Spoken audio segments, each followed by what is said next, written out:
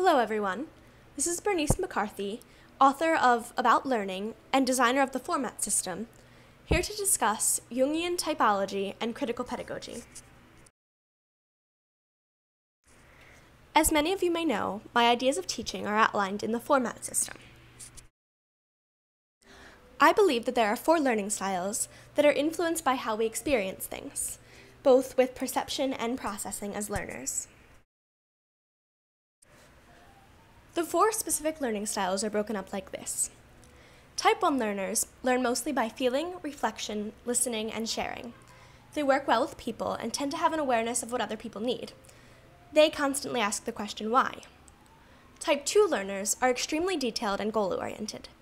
They like structure, theory, facts, and strive for excellence at all times. They are students that may ask the question, what? Type 3 learners learn through hands-on experience. They excel at problem solving, practicality, deadlines, and plans. They focus on the question, how? Type 4 learners are risk takers that are always looking to the future.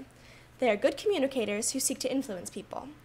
They emphasize learning through experience and ask the question, what if? The goal behind these learning styles is not to limit students or to categorize them, but rather it is to help teachers teach for a wide variety of students.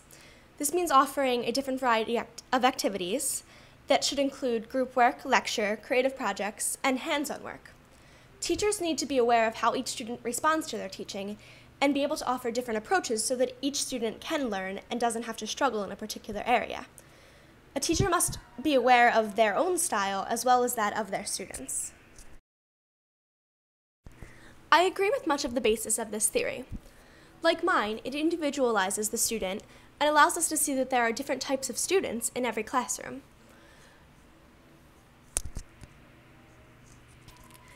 Each style is also very specific, with different characteristics that may explain a student's thought process. I also like that it breaks learning down into how things are experienced, through perception, feeling, and judging.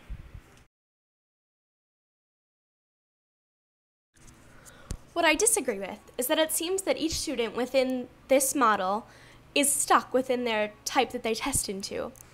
There's no crossover between the two and there are no varying levels, which means that if students test into one thing, they may be categorized as that forever. I fear that if this were used in an educational system, that rather than expanding a student's horizons and allowing them to have different aspects of everything and to be fully taught, that it would rather limit them to what they're able to learn because they would be limited to how they tested and would not have the opportunity to be exposed to different things. If done carefully and correctly, I do feel that this theory could be applied to critical pedagogy successfully.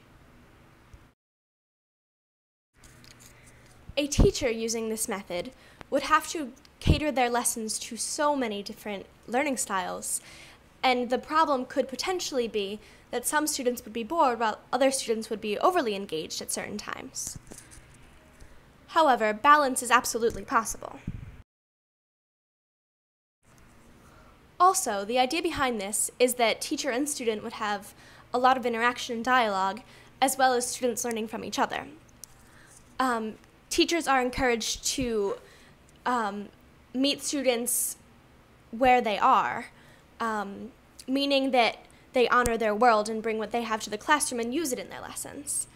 And it builds upon or uses what students already know and allows them to explore their interests.